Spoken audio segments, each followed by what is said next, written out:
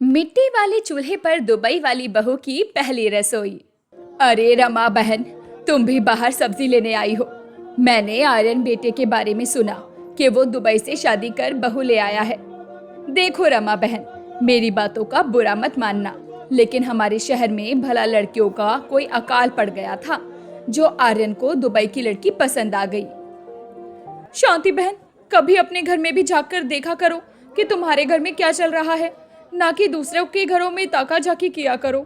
अपने घर पर थोड़ा ध्यान दिया होता तो आज तुम्हारी बहू यूं घर छोड़कर ना गई होती।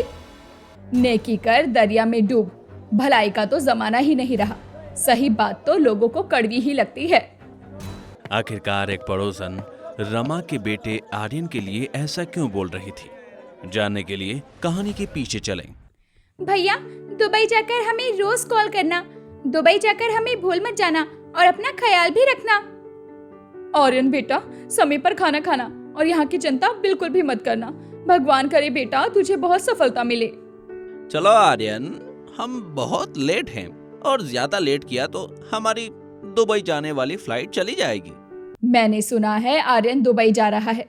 ऐसी कौन सी पढ़ाई कर ली जो दुबई कमाने जा रहा है? लगता है लेबर के काम के लिए जा रहा है। गरीबों की तो यही हैसियत होती है वहाँ। आप क्यों बार बार हमारा मजाक बनाने के लिए आ जाती हैं? हमारी खुशी रास नहीं आती है क्या आपको? जब लोगों के बारे में अच्छा नहीं बोलना आता है तो बुरा भी मत बोला कीजिए।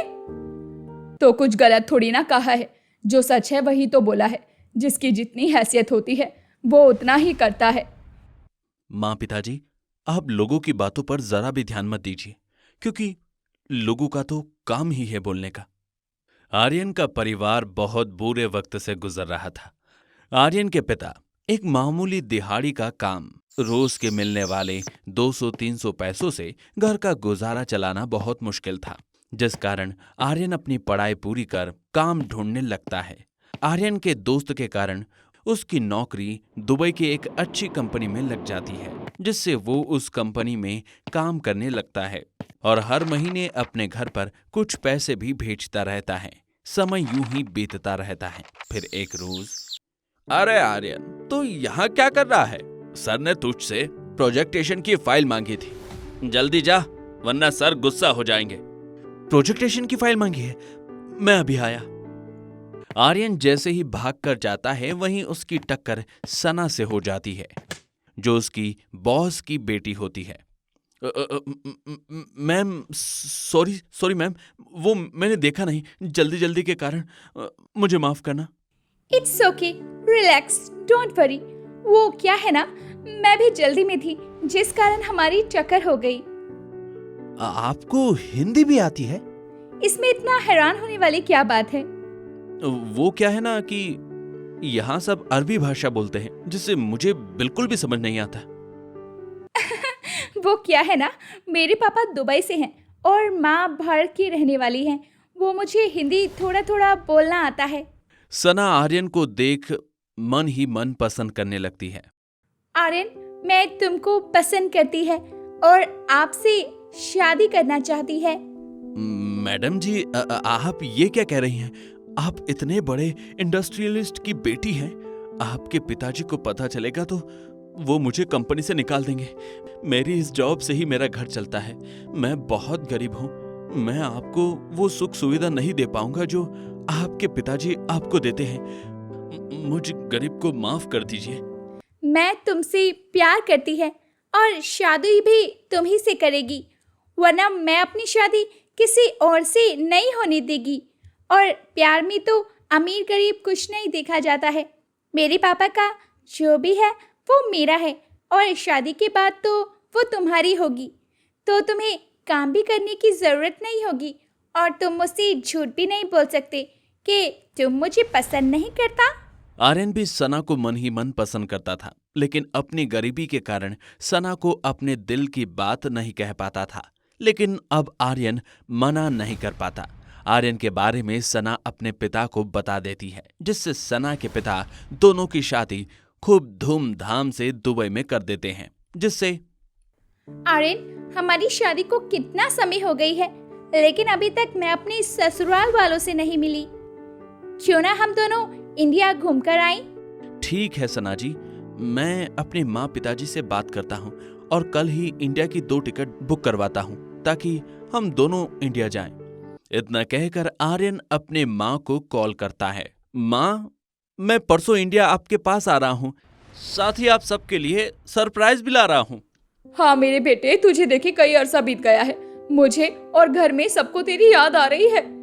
कई सालों बाद आर्यन अपने घर आने वाला था। ये जानकर रमा का पूरा परिवार बहुत खुश था। सभी घर में आर्यन का बेसब्री से इंतजार करते हैं।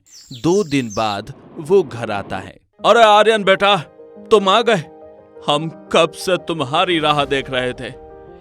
ये कह के ओम प्रकाश अपने बेटे आर्यन को गले लगा लेता है और रमा को आवाज लगाते हुए कहता है, अरे रमा, ओ रमा, अरे जल्दी आओ, हमारा बेटा आ गया है।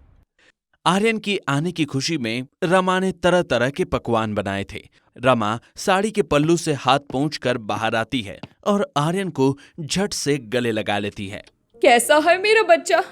कितने टाइम बाद तुझे देख रही हूँ। मैं बिल्कुल ठीक हूँ माँ। अरे आर्यन, ये तो कोई विदेशी लड़की लग रही है। माँ, ये विदेशी लड़की नहीं, दुबई से। कौन है ये लड़की? माँ, ये सना जी है, जिस कंपनी में मैं काम करता था, उनकी इकलौती बेटी। तभी सना आर्यन के माँ पिताजी के पांव छू लेती है। पाए लागू सासू मॉम। जुग जुग जियो बेटी, लेकिन तुम मुझे सासू माँ क्यों बोल रही हो? माँ, सना जी मेरी पत्नी है। हम दोनों ने शादी कर ली है। अरे अरे, ये तुम क्या बोल रहे हो बेटा? बिना बताए तुमने शादी कर ली? ओम प्रकाश के इतना कहते ही सना उनके भी पैर छू लेती है। जीती रहो बेटी। आर्यन की इस बात से उसके घर में कोई भी खुश नहीं था, सिवाय उसकी बहन के। कोई बात नहीं भैया, आप दोनों घर में आइए। माँ पिताजी आपसे बहुत प्यार करते हैं। वो दोनों आपसे ज्यादा समय तक नाराज नहीं हो सकते। आर्यन घर में आराम करने लगता है कि रमा, हे भगवान, ये कैसी लड़की घर में ले आया? इसके कपड़े तो देखो, बिल्कुल मुसलमान वाले हैं। आसपास के लोग देखेंगे तो क्या सोचेंगे और क्या क्या बातें बनाएंगे। सना, तू यहीं रुक, मैं अभी आई। इसके बाद रमा सना को एक साड़ी लाकर देती हुई कहती है, ये लो साड़ी, जाओ और जाकर ये कपड़े चेंज कर लो। सना कपड़े चेंज करने जाती है कि तभी पड़ोस की कुछ औरत रमा के घर आती है। क्यों रमा बहन, इतनी जल्दी तुमने हमें पराया कर दिया। घर में दुबई से बहू ले आई और हमें बताया भी नहीं। हाँ हाँ रमा बहन, तुमसे ये उम्मीद नहीं थी। जिसकी दुबई से बहू हो उसके ऐसे ठाट बाट बढ़ जाते हैं। एक तो मेरे बेटे ने दिमाग खराब करके रखा है, पर अब आप दोनों भी शुरू हो गई। मुझे खुद अभी पता चला है कि वो मेरी बहू है। मैं पहले ही बहुत परेशान हूँ और परेशान मत कीजिए अपनी बातों से। अरे रमा बहन, एक बार अपनी बहू की शक्ल तो दिखा दो। कौन सी तुम्हारी बहू कहीं की हूर परी हो? अरे जो हमारी नजर लग जाएगी उसे। आप दोनों जाती हैं कि मैं? रमा की ये बात सुन दोनों वहां से चली जाती हैं। फिर अगली सुबह रमा, मेरे बेटे ने तुमसे शादी की है तो इस नाते से तुम मेरी बहू हुई। हमारे घर की पहली रसोई है, अपना चूल्हा पूजन कर लो। आज तुम्हारी पहली रसोई है, जो तुम्हें बनाना आता है वो बना लो। सना जैसे ही पास में बनी रसोई में जाती है और देखती है कि उसे चूल्हे का खाना बनाना है तो अपना सर पकड़ लेती है और कहती है, हे भगवान, मुझे तो चूल्हे पर खाना बनाना आती नहीं है। अब मैं क्या करूं? किससे मदद मांगूं? सना इतना सोच ही रही होती है कि तभी वहां रूही आती है। अरे क्या हुआ भाभी, आप इतनी परेशान क्यों लग रही हैं? कुछ नहीं नाना जी, वो क्या है ना, मैंने कभी चूल्हे पर खाना नहीं बनाई। तो क्या हुआ भाभी, मैं हूं ना आपकी ननद, मैं आपको सिखाती हूँ कैसे बनाना है आपको खाना। आप कढ़ाई को चूल्हे के ऊपर रखो। अनजान सना चूल्हे पर उल्टा करके कढ़ाई को रख देती है, जिससे रूही हंसने लगती है। भाभी, कढ़ाई को इस पर ऐसे नहीं रखते, इसे चूल्हे के ऊपर इस तरह से रखते हैं। थैंक यू रूही, अगर आप मेरे साथ नहीं होती तो ना जाने मेरा क्या होती। कोई बात नहीं भाभी, सबके साथ होता है। आप खाना बनाइए। रूही सना को अच्छे से खाना बनाना सिखाती है, जिससे कुछ ही समय में खाना बनकर तैयार हो जाता है। उसके हाथों में बने तरह तरह के पकवानों की खुशबू सभी को बेहद पसंद आती है, जिससे ससुर ओम प्रकाश, अरे वाह, कितनी अच्छी खाने की खुशबू आ रही है। अरे खुशबू इतनी अच्छी है तो खाना कितना अच्छा होगा। अरे आज का खाना किसने बनाया है? पिताजी, नई भाभी ने अपनी पहली रसोई की रस्म की है। सच बहू, तेरे इस खाने ने मेरे दिल को जीत लिया। खाना वाकई बेहद स्वादिष्ट और लजीज बना है। हाँ बहू, तूने सच में खाना बहुत स्वादिष्ट बनाया है। मैं नाराज थी कि मेरे बेटे ने बिना बताए शादी कर ली, लेकिन बहू मेरी लाखों में एक लाया है ये ले, तेरी पहली रसोई का नेक, 501 रुपए हम सबकी तरफ से।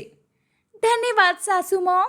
इस तरह से घर के सभी सदस्य सना के बने हाथों की खाने की तारीफ करते हैं और सभी खुशी खुशी रहने लगते हैं। और इस तरह से दुबई वाली बहू का मिट्टी की रसोई वाले ससुराल में पहली रसोई सक्सेसफुल होती है। अब दुबई वाली बहू अपने मिट्टी वाली रसोई में हंसी खुशी खाना बनाती है।